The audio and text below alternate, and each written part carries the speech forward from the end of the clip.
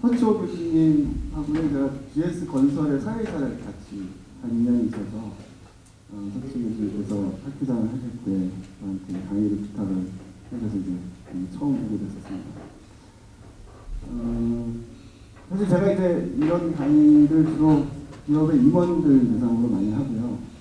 학교의 최고 경영자라든가 EMBA 이런 수업 시간에 많이 하는 내용입니다. 그래서 대부분 다 경영자이기 때문에 경영자들을 이제 가정을 하고 강의를 많이 하는데 참석하시는 분들을 보니까 건축 쪽에 이제 주로 계신 경영자들이시더라고요.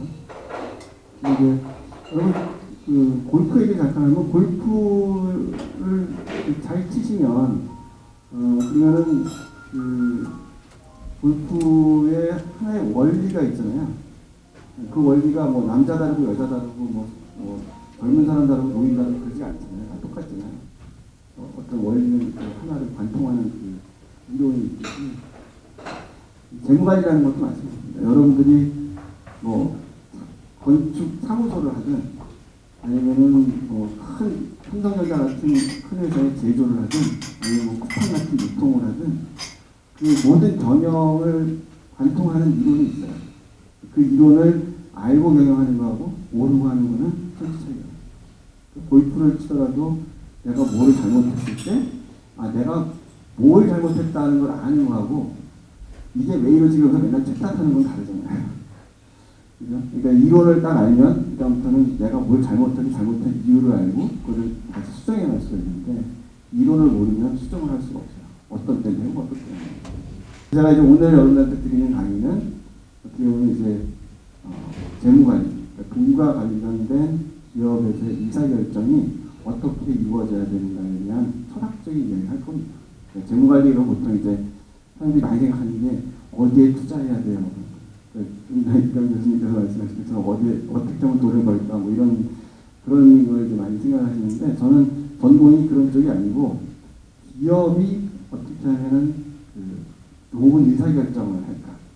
의사결정 돈과 관련된 의사결정. 그래서 누구의 돈을 어떤 방법을 쓸 거냐, 그다음에 어떤 곳에 투자할 거냐 이런 거를 어떻게 하면 효율적으로 효과적으로 정도에 맞게 의사결정할 건가 하는 어떤 이론을 이제 여러분들한테 말씀드릴 겁니다.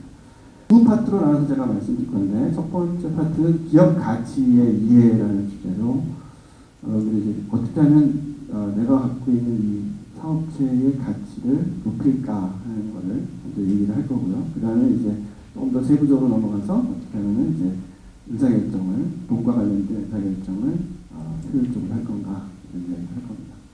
자, 기업이 사용하고 있는 돈을 자본이라고 해요. 자본. 그런데 이 자본이 다 똑같은 게 아니고 크게 보면 두 가지 종류를 나눠집니다. 그래서 돈도 다 같은 돈이 아니라 돈에도 종류가 있다. 이렇게 보죠. 이 기업이 사용하는 두 가지 돈 중에 누구 돈이 비싼 돈일까요? 내 돈이 비싼 돈일까요? 남의 돈이 비싼 돈일까요?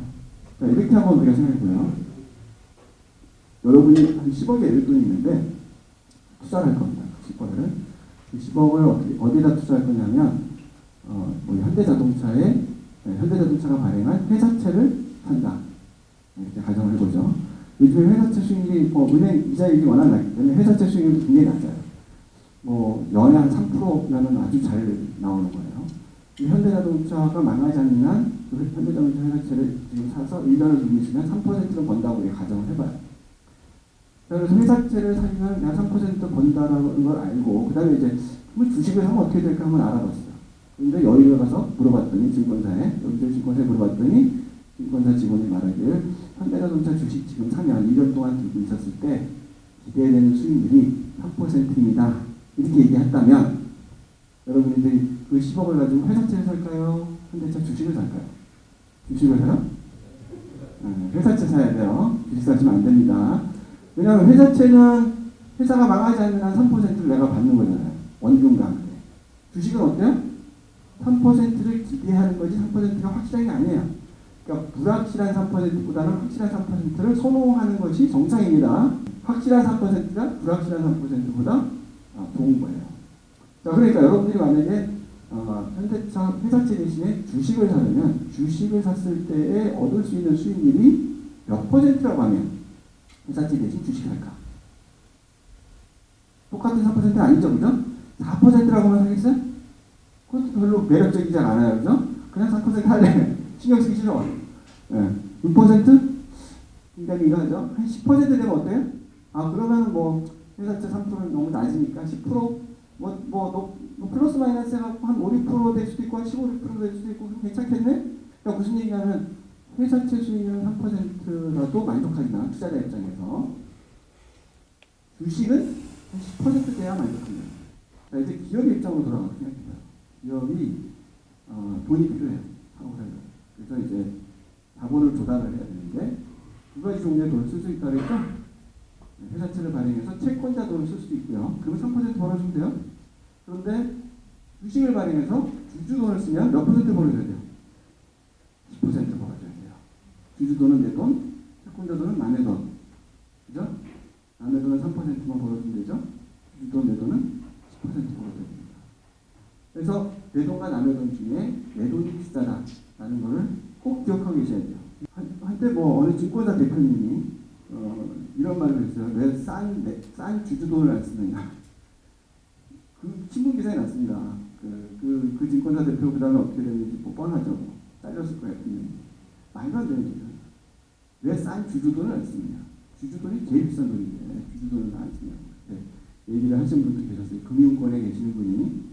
자, 그런데 이 투자자들의 그 요구 수익률, 그러니까 채권자는 3%, 주주면 10%의 그런 요구 수익률이 기업의 입장에서 보면 그 자본, 채권자가 제공한 자본을 우리가 타인 자본이라고 부르고요. 주주가 제공한 자본은 자기 자본이라고 얘기합니다. 그래서 그 자본의 자본 비용이라고 얘기하는 거예요. 그래서 채권자가 요구하는 3%는 타인 자본 비용이 되는 거고요. 주주가 요구하는 10%는 자기 자본 비용이 됩니다. 그래서 쉽게 말하면 내 돈이 남의 돈보다 비싸다 이렇게 얘기하지만 자본 비용의 개념으로 얘기하면 자기 자본 비용이 타인 자본 비용보다 높다 이런 말을 합니다. 재무관리 교재 첫 장에 늘 나오는 내용입니다. 기업의 목적은 무엇이냐? 기업의 목적은 주주부의 극대화 이렇게 있습니다. 근데 요즘에 주주부의 극대화라고 그러면 막 나쁜 놈 소리 들어요. 그래서 사람들이 나가는 경우 이해관계자 부의 극대화 듣기 좋게. 그런데 왜 재무관리에서는 이 주주부의 극대화를 강조할까? 이해관계자 부를 극대화한다 이렇게 얘기하자. 듣기 좋은데. 네. 자, 이거를 제가 좀 설명을 드리기 위해서 짧은 동화 이야기 해드릴게요. 마법의 보물을 가진 세 자매가 있었습니다. 세 자매가 첫째는 망원경을 가지고 있고, 둘째는 말을 갖고 있고, 셋째는 사과를 가지고 있었어요. 첫째가 가지고 있는 망원경으로 세상 어디든지 볼 수 있고요. 둘째가 가지고 있는 말로는 세상 어디든지 달려갈 수 있고, 셋째가 가지고 있는 사과로는 세상의 모든 경험을 고칠 수가 있습니다. 자, 어느 날 첫째가 자기 망원경으로 세상 구경을 하다 보니까 먼 나라의 왕자님이 병에 걸려서 죽게 됐다는 사실을 알게 됐어요. 그 소식을 둘째 셋째한테 전하고 세 사람이 그 왕자를 살리기로 동의를 하고 둘째 말을 타고 단숨에 그 나라로 달려갔습니다.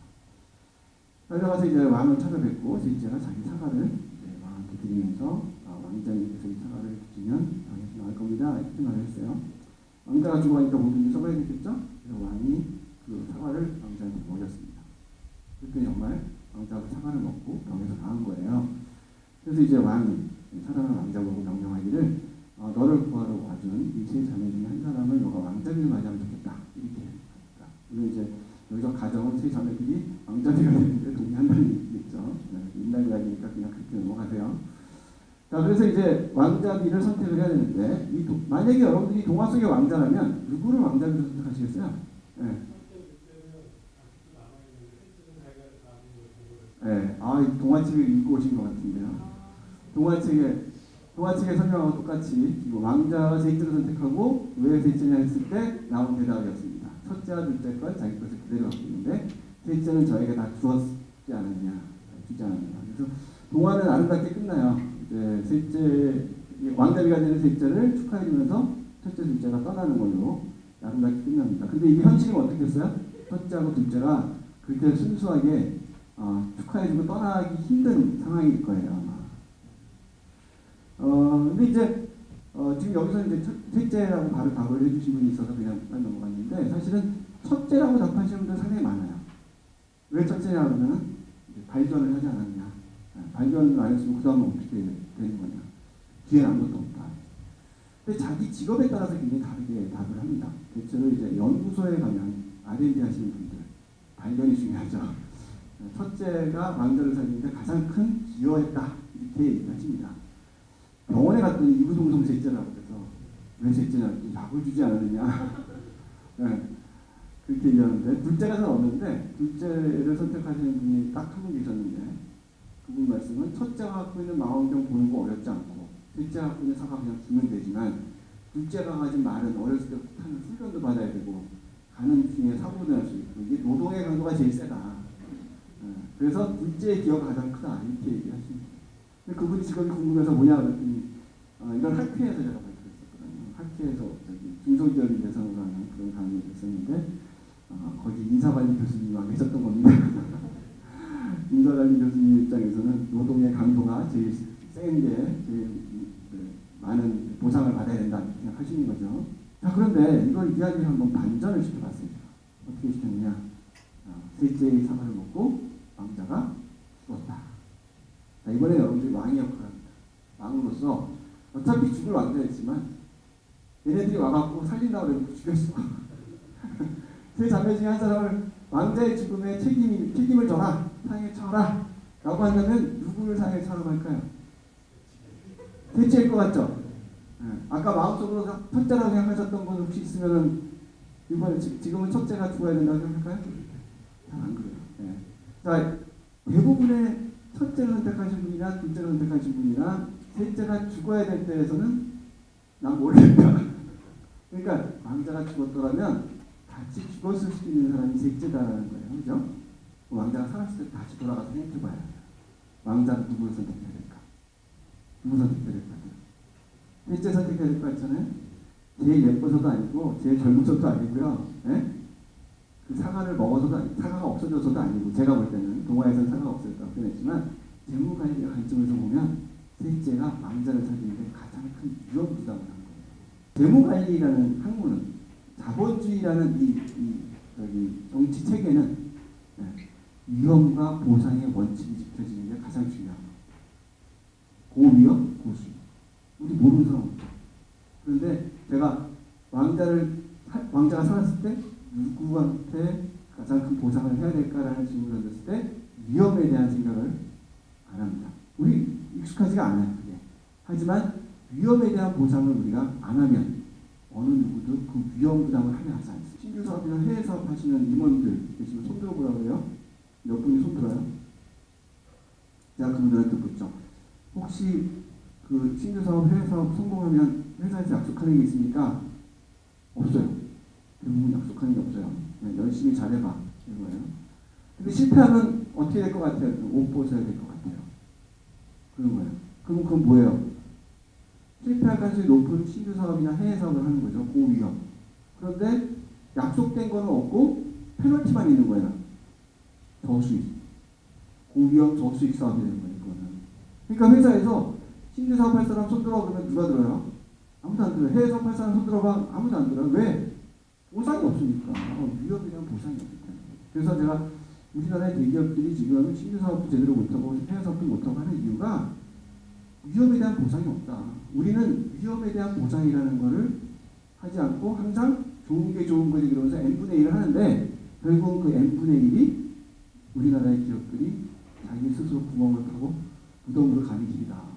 실패할 가능성이 높은 업무를 하는 사람에게는 성공했을 때 더 큰 보상을 약속해야 됩니다. 안 그러면 어느 누구도 위험한 일을 하려고 하지 않습니다. 기업의 목적은 왜 주주부의 극대화일까? 주주가 기업의 성공에 더 큰 기여를 해서 이렇게 답하면 안 되죠. 그렇죠? 문제는 기업의 실패에 본인이 원하든 원하지 않든 책임을 질 수밖에 없기 때문입니다. 기업의 실패에 책임을 지는 주주는. 그래서 기업이 성공했을 때는 주주에게 더 큰 보상을 해주자는 거죠. 그게 아까 왕자가 살아났을 때 셋째를 왕자비로 맞이하는 것이 우리가 인정상 맞다라고 생각하는 거랑 똑같은 겁니다. 자, 보통 이해관계자 부를 극대화한다 이런 얘기를 하시는 분들은 이제 주주부를 극대화한다 그러면 뭐라고 그러냐면 그러면 이해관계자 부를 침해해도 되는 거냐 이렇게 얘기해요. 아니에요. 이해관계자의 부를 침해한다? 그건 범죄입니다. 법으로 다 보호가 되어 있어요. 네, 여러분 종업원한테 월급 안 주면 어떻게 돼요? 여러분 회사 대표면 당장 깜빵에 갑니다. 네? 뭐 협력업체, 공급업자한테 물건값 떼먹으면 어떻게 돼요? 깜빵 갑니다. 세금 안 내면 어떻게 돼요? 깜빵 가요. 네. 근데 주주협은 어때요? 보호가 안 돼 있어요. 주주한테 여러분들이 배당을 안 해요. 주식회사가 배당을 안 했어요. 그렇다고 뭐라고 그래요? 뭐라고 할 사람 아무도 없어요. 그건 안 해도 된다고 돼 있어요, 원래. 배당을. 그러니까 주주는 법적으로 뭐 배당을 꼭 받아야 된다든지 아니면 뭐 회사는 이렇게 경영돼야 된다든지 아니면 회사가 경영 수익이 이만큼 안 되면 뭐 주주가 뭐 경영권을 빼앗겠다든지 이런 건 아무것도 없습니다, 사실. 주식회사 제도에서. 그러니까 주주는 돈만 내놓고요. 그냥 기도하는 마음으로 잘해주기를 바라는 것밖에 없어요. 그러니까 잘 됐을 때는 남는 게 있으면 주주한테 주자라는 게 주주부의 극대화의 의미인데 그것도 모자라갖고 주주권을 뺏어야 된다고 지금 주장을 하면 어느 누가 여기서 주주를 하겠습니까? 그죠? 그런데 이렇게 장황하게 설명을 해줘야 이해가 되니 이제 기업의 목적을 주주부의 극대라고 얘기하지 말고 주주의 역할을 갖고 얘기하자. 주주의 역할은 뭐냐? 기업의 실패에 가장 큰 책임을 지는 것이 주주의 역할이죠. 그래서 뉴 패러다임에서는 기업의 목적을 기업의 실패에 가장 큰 책임을 지는 주주의 부를 극대한다 이렇게 풀어서 얘기를 합니다. 그러면 뭐 기업이 실패했을 때 책임을 지니까 그 사람한테 뭐 성공했을 때 돈 더 주자? 그건 동의 이렇게 되는 거죠. 자, 근데 지금까지 얘기는 어떻게 보면은 누구의 부를 극대화하느냐라는 이제 분배의 이슈라면 이 분배가 의미가 있으려면 성장이 있어야 돼요. 기업 가치 극대화라는 게 먼저 있어야 되는데 기업 가치를 시키는 방법은 딱 두 가지다 이렇게 얘기를 합니다. 기업 가치라는 걸 극대화시키는 방법은 두 가지. 여러분 머릿속에 많은 이제 아이디어가 떠올 수 있어요. 어떤 걸까? 두 가지가. 근데 뭐 수도 없이 떠오를 거예요. 방법이. 일단 뭐 돈을 많이 버는 방법들이 다 떠오르는 거죠. 그거는 기업 가치 극대화시키는 한 가지 방법에 불과합니다. 기업이 돈을 많이 벌면 가치가 극대화될까? 그렇지 않아요. 여러분 코리아 디스카운트라고 들어보신 적 있을 거예요. 요즘에는 별로 그런 말이 안 나오는데 여전히 코리아 디스카운트 있습니다. 뭐냐면 한국 기업이 동종산업의 외국 기업들보다 그 가치가 낮게 평가된다. 이런 얘기예요. 보통 그 얘기를 할 때는 이제 퍼라는 지수를 사용합니다. 퍼라는 지수. 이제 퍼가 뭐냐면 주가를 주당 순이익으로 나눠요. 그래서 주당 순이익이 1,000원인데 주가가 10,000원이다. 그러면 퍼가 10배 이렇게 되는 거예요. 근데 우리나라의 평균 퍼가 한 10배 수준입니다. 근데 전 세계적으로 우리나라보다 낮은 퍼를 가진 나라가 중국하고 러시아밖에 없어요. 그래서 이걸 보고 이제 코리아 디스카운트라고 얘기하는 거예요. 네. 한국 기업들이 왜 이렇게 낮게 평가될까? 궁금하죠? 개별 기업으로 가면 이 현상이 더 심해집니다. 현대자동차가 퍼가 10배인데 도요타의 퍼는 23.7배예요. 그러니까 현대차하고 도요타가 똑같이 주당 순이익이 1,000원이라면 현대차 주가는 10,000원인데 도요타 주가는 23,700원이라는 얘기죠. 그러니까 현대차가 도요타만큼의 주가를 인정받으려면 지금의 2.3배를 벌어야 되는 거예요. 쉽지 않은 거죠. 돈을 벌어서 그만큼의 가치를 만드는 게 쉽지 않습니다. 왜 이럴까? 왜 이런 현상이 발생할까? 돈을 잘 벌어도 기업의 가치가 올라가지 않는 이유를 알아야 되겠죠. 자, 그러기 위해서 우리가 현재 가치 공식이라는 걸 잠깐 한번 생각해 보겠어요. 현재 가치 공식이 뭐냐면 이렇게 만들어져 갈 수 있습니다. 현재 100만 원을 투자하면 1년 후에 110만 원을 얻어요. 그러면 수익률이 10%라는 거 암산이 되죠, 그죠? 이거 10으로 써놓은 게 오히려 더 복잡해 보여요. 이거를 이제 돈이 들어가고 나오는 걸 이제 순서대로 써보면 100만 원을 얻고 10% 수익이 나고 110만 원이 나오는 거예요. 그죠? 자, 여기다 이름을 붙입니다. 100만 원에는 1년 후에 받는 110만 원이 현재 가치라고 이름을 붙일 수 있죠. 또 110만 원은 내가 현재 투자하는 100만 원의 미래 가치라고 이름을 붙일 수 있죠.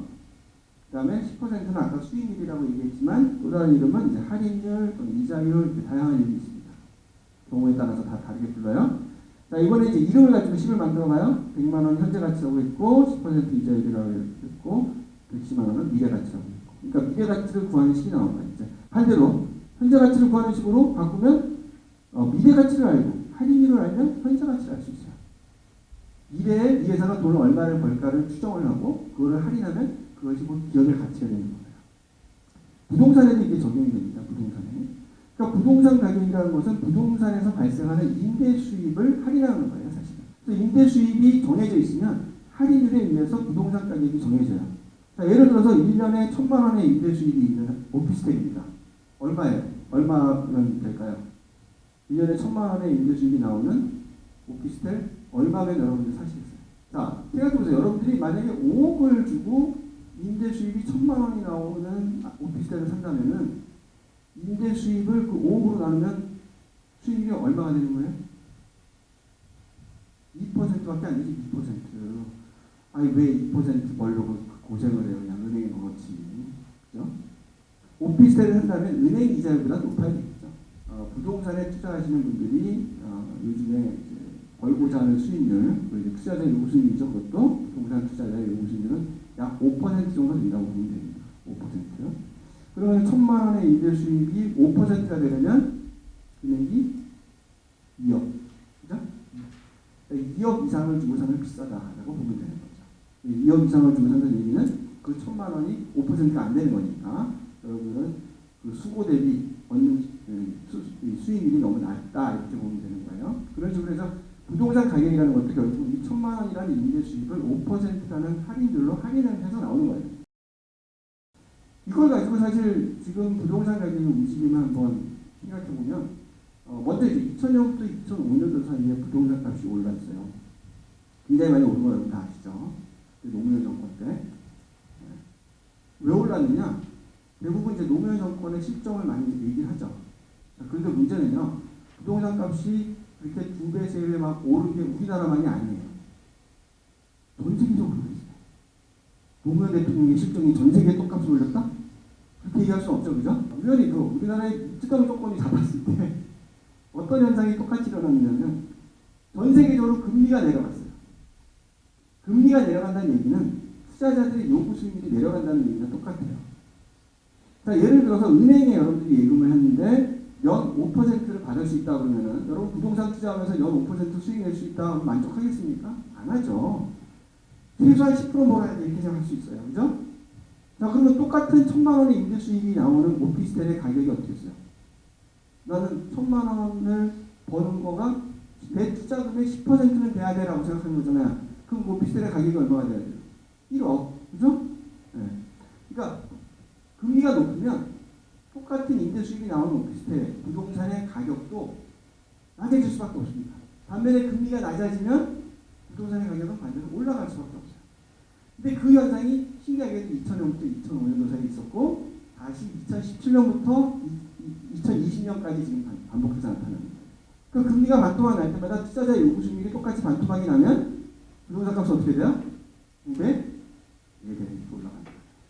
그런 현상이 이제 전 세계적으로 있는 거다. 2017년부터 부동산 값이 오르는 거는 우리나라만 오르는 게 아니라 문재인 정권이 잘못해서가 아니라 전 세계적으로 일어나는 현상이죠. 자, 이거 굉장히 복잡해 보이지만 결국 여러분들이 봐야 되는 거는 이 기업의 가치라는 것은 그게 분자와 분모라는 게 있는데 이 분자가 돈 버는 거고 이 분모가 할인율입니다. 그래서 기업 가치를 극대화하려면 뭐를 해야 되느냐? 돈을 잘 벌어야 돼요. 물론 매출을 극대화시키고 비용을 최소화하고 매출을 극대화하기 위해서 뭐 R&D도 하고 시장 예측도 하고 신제품 만들고 해야 돼요. 돈 벌어야 됩니다. 하지만 돈만 잘 버는 거는 안 돼요. 할인율, 즉 자본 비용을 낮춰야 되는데 이 할인율은 누가 결정한다고 했습니까? 아까 자본 비용은 누가 결정해요? 투자자의 요구 수익률이 자본 비용이라고 그랬잖아요. 그러니까 자본 비용, 할인율을 낮춰야 되는데 그걸 낮추려면 투자자의 요구 수익률을 낮춰야 돼요. 투자자의 요구 수익률은 어떻게 낮출까? 투자자는 어떨 때 더 많이 벌고 싶어 할까? 위험하다고. 아까 채권에 투자할 때하고 주식에 투자할 때 주식에 더 많이 벌고 싶다. 왜? 주식이 더 위험하니까, 불확실하니까 그랬잖아요. 그러니까 그런 것처럼 위험하다고 생각할 때 더 벌어야 되겠다라고 생각하고 그래서 투자자의 요구 수익이 올라가면 결국은 기업의 입장에서는 자본 비용이 올라가는 거고 할인율이 올라가는 거고 기업 가치가 떨어지게 되는 거예요. 똑같은 돈을 벌어도. 자, 그러면 투자자가 어떻게 하면 위험을 덜 느끼게 하느냐라고 해서 나오는 게 바로 이 지배구조와 투명성에 관련된 일이에요. 여러분 생각해 보세요. 여러분들이 어떤 회사에 이제 투자자인데 주식을 갖고 있는데 그 회사가 최근에 무슨 거래가 있다고 하는데 물어보니까 그쪽에서 그런 거예요. 아니 돈만 많이 벌어주면 되지 주주가 왜 이렇게 말이 많아요? 우리가 수익을 많이 내주면 되잖아요. 만약에 그랬다고 쳐봐요. 여러분 그 회사 믿음이 가나요? 그 회사 주식 계속 갖고 싶을까요? 아닐 것 같죠, 그죠? 네. 그런데 우리나라에는 그런 회사가 너무 많아요. 주주들이 뭐를 하는 회사인지를 모르면 돈을 많이 벌 수 있다라고 아무리 얘기를 해도 안 사는 거예요. 주가가 오르겠어요, 그 회사가? 안 오르죠. 그죠? 그러니까 회사가 뭘 하는 회사인지를 안다는 거가 그만큼 투자자 입장에서는 지금 당장 돈을 안 벌어도 좋아. 난 너한테 믿고 맡길게. 이렇게 돼. 그런 회사가 되면 진짜 끝까지 돈을 안 벌어줘도 회사 가치는 막 엄청 커질 수가 있고 그 커진 회사 가치로 진짜 돈 버는 회사를 살 수도 있어요. 그게 주식시장입니다. 자, 그런데 이 투명한 그냥 공시를 통해서 투명한 경영을 하는 것뿐만 아니라 이 사회이사 제도를 도입을 하고 뭐 감사위원회를 사회이사만으로 구성하고 이런 걸 이제 우리가 지배구조라고 해요. 좋은 지배구조를 갖는다. 그러니까 이사회에 뭐 사회이사 비율이 과반수 이상 되고 또 감사위원회가 있는데 사회이사만으로 구성하고 또 대표이사를 평가하고 보상하는 위원회가 사회이사만으로 구성되고 뭐 이렇게 해서 어떻게 내부의 그 경영진을 견제하는 그런 체제를 잘 갖춘 회사를 우리가 지배구조가 좋다고 얘기합니다. 회사가요 투명하고 싶어도 투명할 수 없는 것들이 있습니다. 예를 들어 삼성전자가 새로운 걸 막 개발하고 있어요. 신제품을 개발하고 있어요. 기술을 개발하고 있어요. 그거를 투명하게 잘 알리면 좋겠는데 그럼 주가가 팍팍 오르고 좋을 텐데 문제는 그걸 딱 알리는 순간 경쟁사도 그걸 알게 되잖아요. 그러면 쟤네 저런 거 하고 있는데 우리도 해야지. 그럴 거 아니에요. 그러니까 기업 비밀이 있을 수 있잖아요. 그런 거는 아무리 투명하고 싶어도 투명하게 할 수가 없어요. 그럼 이제 그때 투자자들은 어떻게 믿게 만드느냐. 투자자들. 뭐 개인 기업 같으면 투자자 보고 야 내가 이거를 공시를 하면 너만 아는 게 아니라 경쟁사도 보게 되잖아. 그래서 알릴 수가 없어. 그런데 너가 이사회 멤버로 들어와. 그러면 내가 알려줄게. 이렇게 할 수 있죠. 개인회사 같으면. 근데 이제 주식회사에서는 모든 주주를 그렇게 이사회에 들고 들어올 수가 없잖아요. 그러니까 어떻게 하느냐. 주주들이 믿을 만한 그런 사람을 사회이사로 영입을 하는 거죠. 그래서 당신 대신에 이런 훌륭한 사회이사를 모셨으니 우리가 하는 거를 믿고 좀 봐주세요. 그게 바로 지배구조. 그래서 좋은 지배구조를 갖는다 그러면은 경영진을 회사가 충분히 자체적으로 견제를 하는 그런 시스템을 갖추고 있구나. SK가 2003년도에 소버린 사태라고 그 SK 글로벌이 이제 회계 부정이 유통이 났어요.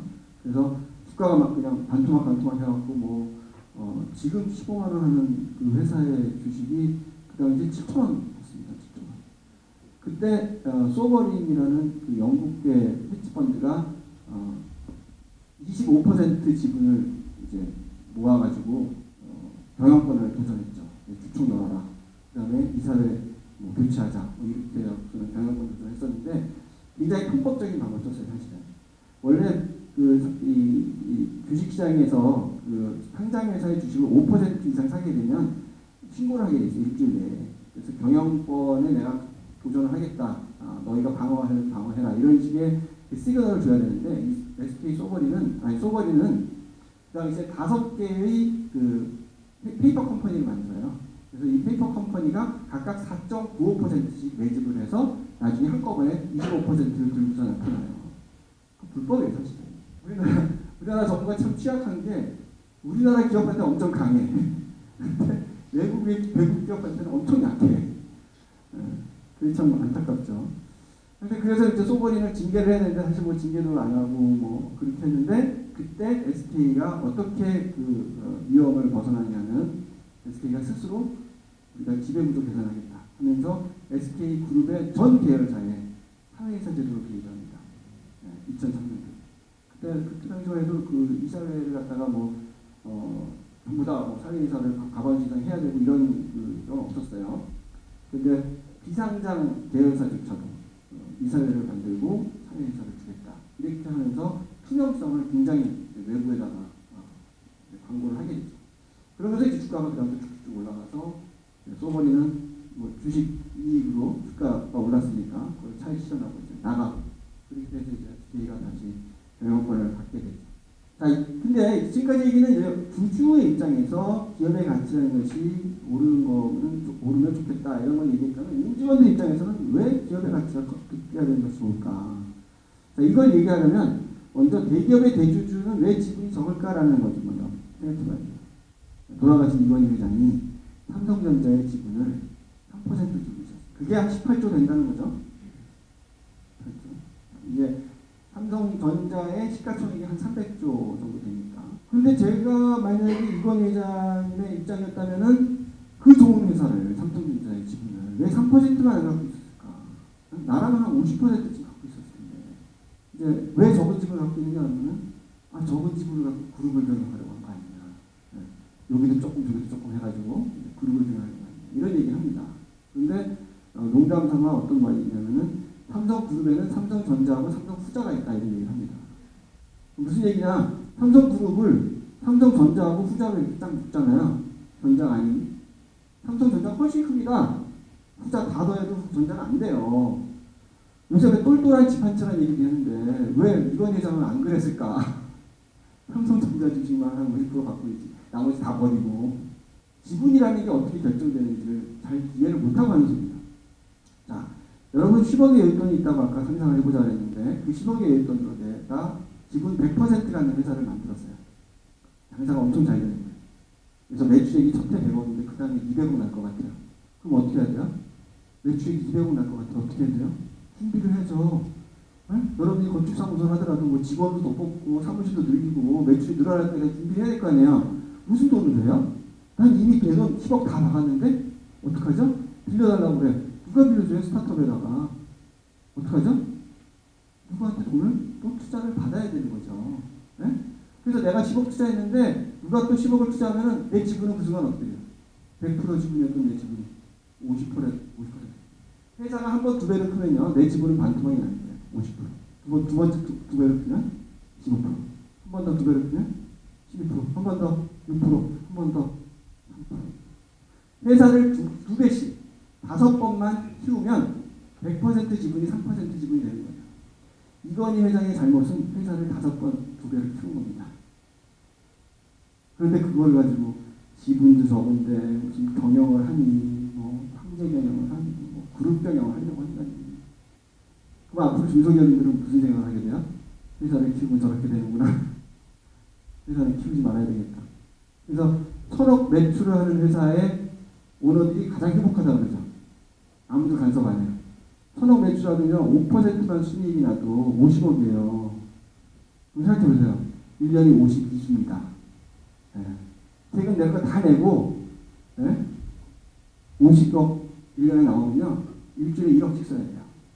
그러면 첫 주에 내 차 BMW 뽑고 그 다음 주에 와이프 벤츠 뽑고 그 다음 주에 페라리 뽑고 아들, 딸 뭐 차 한 대씩 더 뽑아주고 집 한 채 더 사고 돈이 남아서 쓸 데가 없어. 그래도 만약에 그거 다 쓰고 죽어야 된다 그러면 아마 벌 받는 걸 거예요. 돈 좀 벌면은 그냥 현금을 놔뒀다가 어떻게 경기 안 좋을 때는 써야 되니까 있는 돈도 잘 못 쓰고 보너스도 못 주고. 그런데 그 직원들은 우리 회사는 말이야 욕심이 많아갖고 돈을 이렇게 벌었는데 보너스도 안 주고 돈을 저렇게 쌓아두고 막 욕을 하죠. 회장님 속은 모르면서. 그죠? 자, 이렇게 기업이 성장을 하려면 결국 외부의 지분이 계속 들어와야 되는데 기아이면 내가 10억 갖고 만든 회사지만 내가 한번 투자를 받을 때는 그 10억의 가치로 인정하지 않고 뭐 100억의 가치로 내가 투자를 받는다든지 그렇게 더 나은 거잖아요. 그죠? 그러니까 내가 10억을 투자했지만 내가 또 다른 자본을 투자할 때는 내 회사가 100억의 가치가 있는 거로 인정을 받고 투자를 받으면 10억 투자 받아도 내 지분이 50%를 줄지 않잖아요. 10%만 주는 거지. 그죠? 그러니까 내 기업의 가치가 커지면 커질수록 나는 성장을 할 인센티브가 더 커지는 거죠. 내 지분을 덜 포기해야 되는 거니까. 그게 결국은 이제 많은 기업들이 기업의 주식을 가지고 이 사업을 인수합니다. 인수. 최근에는 이렇게 많이 들어온 회사들이 다 어떻게 성장을 하느냐? 인수합병을 합니다. 인수합병할 때 현찰을 주고 회사를 사는 것이 아니라 주식을 주고 사요. 그러니까 주가가 높으면 높을수록 어떻게 보면은 더 많은 회사를 더 적은 금액으로 살 수 있게 되는 거죠. 그게 이제 우리나라 기업들도 마찬가지예요. 삼성전자도 지금 예전부터 삼성전자는 그 인하우스 R&D를 해서 이제 오게닉 그로트라고 그러죠. 이제 회사 내에 이제 모든 스타트업도 다 생산 내에서 하고 같은 그렇게 하는 걸로 알려져 있는데 최근에 아니에요. 회사에서 더 이상 모든 걸 다 할 수가 없어요. 그리고 거기다가 이제 과거에는 현찰을 주고 이렇게 주식을 많이 샀다면 회사를 유지했다면 지금은 현찰을 이용하는 게 그만큼 비율이 적고 점점점 주식을 같이 혼용하는 그런 회사들이 많이 생기고 있다. 그러니까 여러분들이 임직원이라 하더라도 회사가 성장을 하기 위해서는 주가가 올라가야 회사의 자리가 더 많이 나아지는 위로 올라갈 자리가 생기는 거고. 자, 이렇게 해서 이제 기업 가치라는 것이 어떻게 형성이 되는가에 대한 얘기를 좀 해봤습니다. 자, 두 번째로는 기업점의 전략적 의사결정을 얘기해 볼게요. 재무관리가 뭐냐? 누가 한마디로 한번 얘기해봐라. 그러면 이렇게 간단하게 대답할 수 있습니다. 여러분 회사에 장부 있죠? 배차대주표. 이 배차대주표에는 왼쪽에는 자산이 적혀 있고 오른쪽에는 자본이 적혀 있습니다. 자, 오른쪽에는 자본을 어떻게 조달할 거냐? 그러니까 내 돈을 쓸 거냐, 남의 돈을 쓸 거냐, 얼마의 비율을 쓸 거냐, 이런 것들을 의사결정하는 겁니다. 자본을 조달하고 이 조달된 돈을 투자를 하면 그 결과가 자산을 나타나죠. 그 투자를 뭐라고 하냐면 자본을 배분한다 이렇게 얘기해요. 그래서 재무관리는 한마디로 얘기하면 자본의 조달과 배분의 의사결정을 관리합니다. 거기서 조금 더 확대해서 재무관리 영역을 얘기하면 성과평가와 보상도 재무관리 영역으로 얘기할 수 있습니다. 이 인사관리를 하시는 분들도 사실은 재무관리를 모르면 여러분 KPI 회사에서 다 사용하잖아요. 그 KPI가 대부분 재무비율이에요. 근데 그 각각의 재무 비율이 무엇을 측정하고 왜 그걸 측정하느냐를 잘 모르고 활용하게 되면 그럼 회장님 말씀하고 회사에 움직이는 것은 완전히 다른 방향으로 갑니다. 회사의 구성원들은 KPI에 의해서 움직여요. 회장님 말씀에 의해서 움직이는 게 아니라. 근데 회장님 말씀이 KPI에 제대로 반영이 안 되죠? 그럼 회장님 말씀하고 회사의 방향은 회사가 움직이는 것은 전혀 다른 방향으로 갑니다. 자, 자본은 이제 타인 자본과 자기 자본으로 나눌 수 있다고 그랬고, 이 타인 자본과 자기 자본의 그 비율을 우리가 보통은 부채 비율이라고 얘기해요. 그래서 부채 비율이 100%다, 200%다 이렇게 얘기하면은 내 돈 대비 남의 돈이 한 배, 두 배 이렇게 얘기하는 거예요. 100%, 200%. 근데 그거를 재무관에서 뭐라 하냐면 자본 구조라고 표현합니다. 자본 구조 또는 재무 구조. 그래서 이 부채 비율이 적정 수준일 때 우리가 그런 회사는 재무 구조가 건전하다 이렇게 얘기합니다. 자본 구조가 건전하다. 구조가 완전하다. 근데 여기서 이제 구조라는 말이 나오는데 여러분 구조조정 굉장히 익숙한 말이죠. 구조조정. 보통 구조조정한다. 그럼 뭐 생각하냐면은 사업부를 매각하는 거, 계열사 매각하는 거, 그죠? 자산 매각하는 거 이런 거. 그 사업 구조조정이라고 해요. 그걸. 아니면 이제 사람들 내보내는 거, 인력 구조조정이라고 합니다. 그렇지만 구조조정 중에 또 하나는 자본 구조조정이에요. 그게 뭐냐? 부채 비율을 낮추는 거. 보통 이제 회사가 망할 때 되면은 자본이 자기 자본이 자꾸 없어지고 부채는 그대로 남아있으니까 부채 비율이 자꾸 올라가요. 지금 아시아나 같은 회사, 제주항공 같은 회사 지금 굉장히 어렵죠. 그죠? 그런 회사들이 부채 비율이 자꾸 올라갑니다. 그럼 이제 이런 회사들을 살리려면 어떻게 되느냐? 두 가지 방법이죠. 부채를 줄이든지 아니면 자본을 충전시키든지. 근데 부채를 줄일 수가 없어요. 부채를 줄인다는 얘기는 자산을 매각해야 되는데 그럼 사업을 할 수가 없잖아요. 그러니까 자본을 충전시켜야 돼요. 자본을 충전하는 방법은 이제 채권자들이 부채를 출자 전환한다고 그러죠. 자본으로. 내가 너한테 돈 받을 게 있는데 그거 나한테 주식으로 줘. 이렇게. 그래서 부채 비율을 낮춰주는 그런 작업을 합니다. 그래서 그거를 구조조정이라고 얘기하고 사실 이 구조조정이 가장 많은 구조조정이에요. 일반인은 잘 모르죠. 이렇게 해서 조달된 돈을 투자를 해서 나오는 자산은 크게 보면 유동자산과 고정자산으로 구분해 볼 수가 있는데 유동자산의 종류는 이제 현금, 외상, 매출금, 재고 고정자산의 종류는 기업은 부동산. 크게 차이를 보면은 요거는 단기 사용 목적으로 1년 내에 현금화가 되는 거. 요거는 장기 사용 목적으로 갖고 있는 자산. 그래서 이걸 장기 자산이라고 얘기도 하고 최근에는 뭐 비유동 자산이라고 얘기합니다. 근데 이런 것들이 다 이제 자산 구조라고도 표현합니다. 자산에서 고정자산이 차지하고 있는 비중을 자산 구조라고 얘기해요. 유보율이라는 단어가 있었는데 유보율. 아마 여러분들이 정치권에서 유보율 갖고 얘기하는 걸 좀 들은 분들이 있을 것 같아요. 교과서상의 유보율이라는 것은 회사가 번 돈에서 배당이라는 걸 하고 회사에 재투자한 그 이익의 비율을 얘기하는 거예요. 그래서 유보이익을 단기순이익으로 나누는 걸 유보이익이라고 해서 뭐 유보이익이 10%다, 20%다, 50%다 뭐 이런 식으로 이제 100% 이하가 될 수밖에 없어요. 단기순이익에서 남은 걸 얘기하는 거기 때문에. 근데 정치권에서 새로운 유보이익이라는 걸 만들어가지고는 우리나라의 대기업의 유보율이 몇천 %다. 이게 잘못된 정의인데, 하여튼 뭐 지금 우리나라 언론이 이런 정치인들의 말을 받아가지고는 그냥 계속 쓰는 바람에 지금 여러분 네이버에 가서 유보일이라고 치면은 이렇게 정의가 나와요. 교과서 정의가 없어지고. 여러분 유동비율이라는 단어를 들어보신 적이 있을 텐데 유동비율이 뭐냐면은 아까 이제 말했던 그 현금이나 외상매출금 재고와 같은 유동자산을 당장 갚아야 되는 외상매입금이라든지 미지급과 같은 곧 갚아야 되는 돈의 그 비율로 표현하는 것을 그 유동비율이라고 얘기하고요. 그 유동비율이 2 이상 되면 유동성이 풍부하다 이렇게 표현합니다. 유동비율, 유동자산이 유동주체보다 많으면 좋은 거로 표현합니다. 자, 그런데 아까 유동자산은 구성이 뭐라 그랬죠? 현금은 모르겠는데 외상매출금 재고가 그 주요 항목이에요. 외상매출금 많으면 좋은가요? 아니죠. 재고 많으면 좋을까요? 아닐 것 같아요. 자, 그런데 유동비율이 높아야 좋대요. 그럼 유동비율을 어떻게 높게 가져가죠? 자, 이게 왜 이런 현상이 발생하냐면 유동비율이 2 이상 되어야 좋다. 유동자산이 유동부채보다 많은 게 좋다라고 하는 것은 누구의 관점이냐? 금융기관의 관점. 네?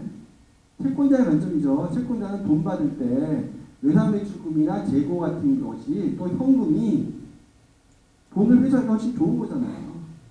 그러니까 유동비율이 높으면 좋다라는 얘기를 하는 거지 회사를 운영하는 사람 입장에서는 유동비율은 가급적 낮은 게 좋은 겁니다. 외상매출금도 없는 게 좋은 거고요. 재고도 없는 게 좋은 거고요. 현금도 적정 수준 이상 안 갖고 있는 게 좋은 거예요. 왜 또 그게 낮은 게 좋은 거냐? 결국 유동자산이라는 거를 가지고 있으려면 돈이 들어가야 돼요. 자본이 들어갑니다. 그 자본을 우리가 특별히 수면적 자본이라고 부르는데 자본에는 자본 비용이 발생한다고 했잖아요. 자본은 공짜가 아니에요. 그러니까 외상매출금이든 재고든 내가 갖고 있다는 얘기는 그 외상매출금과 재고에 잠겨있는 돈만큼 내가 자본 비용을 지금 내고 있는 거예요. 내가 그걸 느끼지 못할 뿐이지 자본 비용을 내야 되는 거예요. 그렇기 때문에 이 수면적 자본이 많은 게 좋은 게 아닙니다. 델 컴퓨터가 이제 성공을 했는데 델 컴퓨터라고 이제 미국의 PC 조립해서 파는 회사죠. 이 회사가 성공한 이유는 뭐냐면 공장도 재고도 없어서 성공한 거예요. 공장도 재고도 없어서 직판을 했거든요. 그러니까 고객으로부터 주문을 받아서 그 주문대로 컴퓨터 부품을 공급업자로부터 받아서 그걸 조립해서 보내면 바로 현찰로. 그러니까 재고도 없고 외상매출금도 없고 오히려 돈은 공급업자의 그 부품을 외상으로 사와서 그러면 돈 받으면 은행에 넣어놓고 이자 받고 그죠? 남의 돈 갖고 장사한 거예요. 처음에. 그 당시에 이런 사업이 성공할 수 있었던 이유는 바로 높은 금리 때문입니다. 이게 1980년도에 미국의 정부가 발행한 국채금리예요. 16%. 미국 정부가 발행한 델 컴퓨터가 이 시장에 나타난 게 1985년도. 그러니까 여전히 굉장히 금리가 높았던 시절, 자본 비용이 비쌌던 시절에 이 공정 혁신을 통해서 자본이 잠기지 않는 그런 생산 방식, 판매 방식을 가지고 경쟁사들을 물리친 거죠. 그래서 전 세계 PC 시장의 1위 기업이 된 겁니다. 자, 그런데 이렇게 간단한 직판 방식을 왜 경쟁사는 하지 않았을까? 이 델 컴퓨터는 신생 기업인데 기존의 이제 이 PC 시장의 주요 플레이어는 IBM, 컴팩 같은 큰 회사들이었어요. 이런 회사들은 대리점망을 통해서 컴퓨터를 판매하고 있었어요. 그러니까 IBM이나 컴팩이 델처럼 직판을 하겠다고 하면 대리점들이 뭐라고 하냐면 그러면 우리는 어떻게 팔려고 하는 거냐. 그랬을 거 아니에요. 그죠? 그러니까 기존의 대리점망 때문에 직판이라는 그 시스템을 쓸 수가 없었고 여러분 신규 사업의 경쟁자는 누구예요? 기존 사업입니다. 기존 사업. 전략에 보면 경영 전략에 보면 하버드에 지금은 돌아가신 크리스텐생 교수가 파괴적 혁신을 해야 된다 이런 말입니다. 파괴적 혁신. 근데 보통 파괴적 혁신 그러면 경쟁자를 파괴하는 줄 알아요. 아닙니다. 기존 사업을 파괴하는 것입니다. 지금 내가 돈을 벌고 있는 그 사업을 파괴할 수 있는 새로운 거를 해야 했습니다. 왜냐하면 그 사업은 누군가 경쟁자가 나타나서 내가 파괴하지 않으면 경쟁자가 파괴할 거기 때문에 경쟁자가 파괴하기 전에 내가 그걸 먼저 파괴하고 새로운 걸 해야 된다. 그게 파괴적 혁신입니다. 기존 사업의 입장에서 기존 사업이 잘 되면 기존 사업이 성과가 나쁠 수밖에 없어요. 왜냐하면 기존 사업의 시장을 잡아먹을 거니까. 그럼 기존 사업이 돈을 잘 벌고 있는데 말빨도 센데 신규 사업이 잘 되는데 도와주겠어요? 신규 사업이 못 돼야지 내가 잘 되는 거죠. 그렇죠? 그러니까 대체로 보면 회사가 신규 사업팀이라고 따로 있습니다. 저는 그런 거 볼 때마다 저 회사 신규 사업 망했다. 되겠어요? 신규 사업팀이 기존 사업팀이 쨍쨍한데 안 되죠. 그래서 신규 사업이 성공하려면 어떻게 되느냐? 사내 경쟁자를 먼저 내 편으로 만들어야 된다. 그러니까 기존 사업에 신규 사업에 대한 KPI를 줘야 돼요. 신규 사업 앞으로 뭐 투자를 몇 년 동안 얼마를 하고 뭐 매출을 얼마를 하고 기존 사업에다 그 의무를 줘야 기존 사업에서 본인들의 시장이 깎아먹어도 신규 사업을 하려고 밀어주지. 안 그러면 신규 사업을 밟을수록 자기가 잘 되는데 왜 그러지? 그 다음에 아까도 말했지만 고비용 고수익의 원칙에 따라서 보상을 해야 된다. 신규 사업팀을 신규 사업하는 사람한테 야 이거 성공하면 너 강남의 압구정동에 아파트 한 채 내가 줄 거야. 성공시켜봐. 어떻게 할까 그러면? 내 생각에 그 직원 집에 못 갑니다 이제. 와이프가 몽둥이를 뭐 어디 집에 오냐고. 회사 가서 빨리 그거 해. 강남에 아파트 한 채 얻어야 될 거 아니야. 당신이 어떻게 벌어서 그걸 할 거야. 그죠? 그런데 아이고 성공하면 어떻게 되는 말은 일단 열심히 해봐 그러면서 응? 약속을 하나도 하는 게 없고 그 직원이 뭘 하겠어요. 그래서 위험과 보상의 원칙이 이 신규 사업팀한테 지켜져야 된다. 자, 아까 자산 구조라는 용어가 잠깐 나왔었는데 이 자산의 구조하고 자본의 구조가 서로 관계가 있습니다. 그 이유를 보면 바로 고정자산, 자산 구조에 고정자산이 있어야 돈을 빌려쓸 수가 있다. 돈을 남의 돈이 싸다고 아까 배웠다고 남의 돈을 쓰고 싶다고 쓸 수 있는 게 아니라 남의 돈을 쓰려면 내가 가진 고정자산이 있어야 돼요. 그 다음에 자본의 구조하고 자본의 비용이 또 관계가 있어요. 자본 비용이 얘기했단 말이에요. 개념적으로 이제 안 배웠어요. 그런데 회사에서 이건 구체적으로 어떻게 할까? 회사는 두 가지의 자본 비용을 평균 내서 쓰고 있어요. 자기 자본 비용, 타인 자본 비용을 자기 자본의 가중치, 타인 자본의 가중치를 적용해서 평균을 내서 쓰고 있어요. 그래서 그거를 우리가 가중평균 자본 비용이라고 하는데 여기에서 이제 자기 자본의 가중치라는 얘기는 총 자산에서 자기 자본이 차지하는 비중입니다. 우리 회사가 100억이라는 돈이 있는데 그 중에 50억이 자기 자본이다 그러면 50%가 가중치가 됩니다. 여러분 무부채 기업이라고 들어봤죠? 무부채 기업이라고. 부채가 없는 기업을 무부채 기업이라고 해요. 100% 자기 자본으로 경영하는 회사입니다. 그 100% 자기 자본의 무부채 기업의 가중평균 자본 비용은 뭐랑 같아요? 자기 자본 비용이랑 같죠. 그죠? 네. 이게 1이고 이게 0이 될 거 아니에요. 그죠? 자, 우리 배웠죠? 자기 자본 비용이 타인 자본 비용보다 높다. 무부채 기업은 그러니까 비싼 내 돈만 가지고 경영하는 회사다. 좋은 회사인가요? 잘하는 건가요? 아니죠. 그죠? 근데 우리는 신문에 보면은 어떤 회사가 무부채 기업이라고 그래서 재무구조가 건전하다고 엄청 뭐 잘하는 걸 얘기하는데 저는 그걸 읽을 때마다 이거 있죠. 무슨 뭘 잘하지? 가장 보수적으로 얘기하는 가장 보수적으로 남의 돈 하나도 안 써. 재무관이 잘하는 게 아닙니다. 재무관이 못하는 거예요. 자, 그 이유를 여기서 볼 수 있어요. 자, 두포 항공식이라고 두포이라는 회사에서 이 회사의 수익성을 보는 이 지표를 분해를 해요. 이렇게 회사의 수익성을 어떻게 보냐면 내가 투입한 자본 대비 순이익이 얼마냐 라는 걸 보는 게 ROE라고 해요. Return on Equity라고 해서 자기 자본 순이익률 이렇게 표현합니다. 이게 가장 중요한 수익성 지표예요. 회사가 자기 자본 대비 얼마를 버느냐 저게 높은 회사가 좋은 회사예요. 근데 이게 어떻게 높아지냐면 이 세 가지 재무 비율의 곱으로 높아지는데 첫 번째 거는 순이익을 매출액으로 나눈 우리가 보통 말하는 마진이라고 얘기하는 거. 매출액 순이익률 하고 그 다음에 매출액을 자산으로 나눈 총자산 회전율하고 그 다음에 자산을 자기 자본으로 나눈 자기 자본 승수의 곱으로 표현합니다. 여기서 바로 이 자산을 자기 자본으로 나눈 요거가 바로 부채 비율이라고 하는 게 있습니다. 예를 들어 부채 비율이 100%예요. 그럼 내 돈이 100일 때 남의 돈이 100만큼 있다는 얘기입니다. 그러면 내 돈이 100이 있으면 자산은 내 돈과 남의 돈을 합친 것과 같아야 돼요. 그럼 내 돈이 100이 있으면 내 돈 100에 남의 돈 100이 있으니까 승수가 얼마나 되냐면 2가 되는 겁니다. 그러니까 부채 비율이 100%인 회사는 승수가 2가 되고요. 부채 비율이 300%면 승수가 4가 되는 거죠. 그러니까 부채 비율에 1을 더하는 게 승수예요. 근데 이 자기 자본 승수라는 거는 결국 부채 비율과 같은 거예요. 방법 구조와 같은 얘기입니다.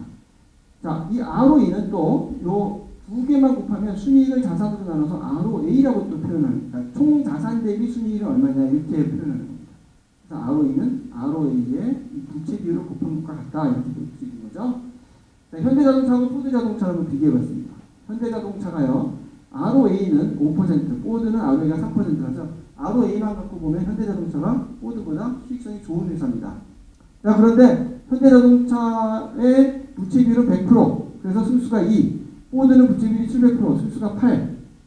ROA는 ROA 곱하기 순수라고 그랬죠. 현대차의 ROA는 5% 곱하기 2에서 10%, 포드는 3% 곱하기 8에서 24%. 자, 여러분들이 주주라면 어느 회사가 더 좋은 거예요? 포드가 더 좋은 거죠? 내 돈 대비 24%를 벌어준 회사가 10% 벌어주는 것보다 좋은 거 아니에요? 자, 그런데 저게 왜 이렇게 나왔어요? 부채비율. 이게 실제 숫자입니다. 실제 숫자예요. 네, 여러분들이 인터넷 찾아보면 이렇게 현대자동차 ROE 8%. 이게 자기자본 수입니다. 자기자본 수입수 2.6, ROA 3.1, 포드자동차 ROE 23%, 자기자본 수입수 7.3. 실제 숫자예요. 그러니까 포드자동차, 미국의 자동차 회사들은 굉장히 높은 부채 비율을 가지고 아주 적은 마진을 뻥튀기를 해서 주주들에게 많은 돈을 벌어줍니다. 이게 뭐 현대차하고 포드만 있는 게 아니라 삼성하고 현대도 마찬가지입니다. 삼성하고 애플 관계도 마찬가지입니다. 삼성의 이 매출액 순이익률이 11%예요. 애플은 21%. 그래서 매출액 순이익률로 보면은 애플이 삼성보다 2배 정도 수익성이 좋다 이렇게 얘기할 수 있어요. 그런데 이게 이제 총자산 회전율이라는 겁니다. ROA를 구할 때 이 총자산 회전율과 매출액 순이익률을 곱해서 이제 ROA가 나오는데 이 총자산 회전율을 적용해서 ROA를 구해서 보면 삼성의 ROA가 8.89%인데 애플은 14.23%니까 위의 수익성의 2배 차이가 어느 정도는 상쇄가 되어버렸어요. 삼성이 애플을 따라잡은 거예요. 자산을 열심히 써서 매출을 많이 일으켜서. 그런데 다시 이게 벌어집니다. ROA를 가면 삼성이 ROE 11%, 애플은 36%. 3배 차이가 나버려요. 뭐 때문에? 삼성은 거의 남의 돈 안 쓰고요. 애플은 남의 돈을 150% 쓰고 있는 거예요. 그것 때문에 결국은 이 차이가 이렇게 더 크게 벌어집니다. 이걸 삼성전자의 임원들한테도 보여줬더니 임원들도 모르고 있었어요. 우리 회사가 전에서 애플보다 못한 거였어? 자, 이번에는 ROE를 달성하는 다양한 방법에 대해서 한번 생각해 보죠. ROE가 10%라고 할 때 우리가 10% ROE를 달성하고 싶어요. 매출액 순이익이 10%고 내가 자산만큼, 투자한 만큼만 매출을 일으키고 남의 돈을 하나도 안 쓰는 방법으로 10%를 벌 수 있고요. 이게 이제 에쿼티 멀티플라이어라는 게 자기 자본 속수입니다. 남의 돈을 하나도 안 써야 이익이 되겠죠. 부채 비율이 0이어야. 또는 ROE 10% 달성하기 위해서 매출액 순이익은 1%인데 자산 대비 10배를 팔아서 이걸 달성할 수 있고, 또는 굉장히 낮은 마진에 자산만큼밖에 안 파는데 남의 돈을 900% 쓰면서 만들 수 있습니다. 어떤 방법으로 하든 10%라는 ROE를 달성하면 되는 거예요. 네? 이렇게 돈을 버는 업종이 있습니다. 뭐냐면 금융업종이죠. 네. 여러분 BIS 비율이라는 용어 신문에 나오는 거 봤을 텐데 은행이 자산 대비 가지고 있어야 되는 자기 자본의 비율을 BIS 비율이라고 해요. 10%라는 얘기는 BIS 비율이 10%라는 얘기는 은행이 전체 자산이 100인데 내 돈을 그러면 10만큼 써야 되는 얘기죠. 그럼 나머지 90은 남의 돈이라는 얘기잖아요. 내 돈이 10인데 남의 돈이 90이 있으면 부채 비율은 900%인 거죠. 그죠? 이게 바로 자기 자본 수가 10이 되는 겁니다. 은행은 이렇게 돈을 버는 업종입니다. 남의 돈을 가지고. 네. 자, 이렇게 돈을 버는 업종 뭐예요? 박리, 담에. 그죠? 네. 마진은 적지만 많이 팔아서 돈을 벌면 되는 거예요. 박리. 이렇게 버는 거 명품. 그죠? 많이 남기는데 조금밖에 안 팔죠? 그래서 이렇게 버는 거예요. 자, 이게 전략입니다. 회사가 어떤 방법으로 돈을 벌 거냐. 네. 여러분들이 건축사무소를 한다. 우리 건축사무소는 조금만 남기고 많이 팔 거야. 또 우리 건축사무소는 비싼 것만 하고 조금 팔 거야. 전략이죠. 네. 우리는 프리미엄 고객을 상대할 거야. 우리는 뭐 많은 고객을 상대할 거야. 뭐 어떤 방법이든 본인이 잘하고 본인이 하고 싶고 하면 되는 거죠. 근데 전략과 실행이 맞아야 중요한 거죠. 실행이 맞아야 되죠. 자, 요걸 한번 이마트하고 코스트코에 비교해 봅니다. 코스트코 코리아가요. 코스트코에서 내가 100원짜리 물건을 샀으면 원가가 87원짜리인 거예요. 근데 이마트에서 내가 100원짜리 샀잖아요. 원가가 72원짜리인 거예요. 네? 그러니까 같은 값이면 코스트코의 제품이 좋을 수밖에 없어요. 또 같은 퀄러티면 코스트코가 쌀 수밖에 없어요. 그러니까 당연히 소비자들이 코스트코를 선호할 수밖에 없죠. 그러니까 코스트코는 이렇게 조금 남기고 고객한테 파는데 ROE는 어떠냐? ROE는 이렇게 높아요. 이마트는 이렇게 많이 남기고 팔았는데 ROE는 이렇게 낮아요. 왜 이렇게 됐냐? 이것도 마찬가지로 회전율 때문이다. 총자산 회전율이라는 게 코스트코는 3.7배예요. 그러니까 자산 대비 매출이 3.7배. 반면에 이마트는 자산 대비 매출이 1.0. 그러니까 이마트는 그만큼 매출을 더 일으키든지 아니면 똑같은 매출에는 더 자산을 줄이든지. 그러니까 이마트는 이렇게 장사를 해서 고객한테 사랑받고 주주한테 사랑받고 공급업자한테 사랑받고 효율적으로 경영해서 효율적으로 경영하면 종업원들이 막 죽는 소리예요. 근데 사실은 코스트코는 미국에서 최저임금이 가장 높은 시간당 25달러를 주는 회사입니다. 미국의 최저임금이 우리나라보다 높을까요? 낮을까요? 네. 우리나라가 미국보다 최저임금이 더 높습니다. 미국의 최저임금 높지 않아요. 한 7, 8달러 수준입니다. 그런데 이 코스트코는 매장 직원한테 최저임금이 25달러를 줘요. 어떻게 그렇게 줄 수 있어요? 바로 이 효율적인 경영. 이렇게 많이 주주한테 주면서 이런 회사가 좀 좋은 회사라고 봐요. 코스트코 같은 회사가. 자, 전략과 성과는 어떤 관계가 있느냐? 자, 이제 ROE를 어떻게 달성하는지 이 세 가지 재무비율 갖고 많이 얘기했는데, 자, 한식집과 우리가 분식집을 비교해 본다면 이 한식집은 이 재무비율 중에 뭐를 잘해서 돈을 벌어야 되는 업종일까? 매출 이익률이 높아야 되는 업종일 것 같아요. 그렇죠? 분식집은 총자산 회전율, 백화점은 매출 이익률, 할인점은 총자산 회전율. 그죠? 그러니까 회사가 전략적으로 우리는 아주 고마진이 나는 그런 제품을 조금 팔아서 벌 거야 라는 게 백화점인 거예요. 반면에 우리는 저만이지만 많이 팔아서 벌 거야 게 할인점입니다. 그게 전략이에요. 자, 그런데 시대이 어떻게 되느냐? 제가 이제 과거에 그 신세계가 이마트하고 분리하기 전에 신세계 재무제표하고 롯데 재무제표를 비교해 봤어요. 그래서 롯데백화점하고 롯데마트, 신세계하고 이마트 그래서 비교를 해봤는데 재미있는 현상이 롯데는요, 백화점이 매출 이익률이 마트보다 높은 건 당연한데 총자산 회전율도 마트보다 높았어요. 그러니까 롯데라는 회사는 백화점 사업을 마트, 할인점 사업보다 훨씬 잘하는 회사예요. 반면에 신세계는 이마트가 총자산 회전율이 백화점보다 높아야 되는 건 당연한데 매출 이익률도 높았어요. 그러니까 신세계는 할인점 사업을 잘하는 회사예요. 그래서 제가 신세계 가면은 당신은 할인 사업을 잘하니 할인점 사업을 열심히 해라. 잘하는 거 열심히 해라. 하고 싶은 거 하면 안 된다. 이렇게 롯데 가면 너희는 백화점 사업을 잘하니까 백화점 사업 열심히 해라. 할인점 사업에 너무 신경 쓰지 마라. 하여튼 뭐 신세계가 하여튼 제 말을 들어서 뭐 그런지 모르겠지만 하여튼 뭐 지금 이마트가 뭐죠? 트레이더스라고 그 코스트코 같은 그런 매장을 열심히 만들어가지고 지금 이마트는 계속 줄여나가고 트레이더스는 계속 확장해 나가고 그래서 할인점 사업을 지금 열심히 확장해 나가고 있습니다. 이 재무비율 분석이라는 거가 저는 이렇게 비교합니다. 우리가 1년에 한 번씩 건강검진 받잖아요. 건강검진 표가 나오죠. 거기 보면 막 그 굉장히 많은 무슨 지표들의 이제 숫자가 나오고 거기에 보면은 이제 어떤 레인지 안에 있으면 괜찮은데 레인지 넘어가면 이거 위험하니까 그다음에 뭐 운동하세요, 뭐 식이 조절하세요, 약 먹으세요 이렇게 하잖아요. 똑같아요. 기업도 재무제표라는 게 바로 건강검진표예요. 거기서 재무비율이라는 걸 가지고 이 회사가 지금 이 산업에 속해 있는 회사면 대충 요 숫자들이 나와야 되는데 이 숫자를 넘어가잖아요. 위험하다고 봐야 돼요. 거기에 대한 처방이 있어요.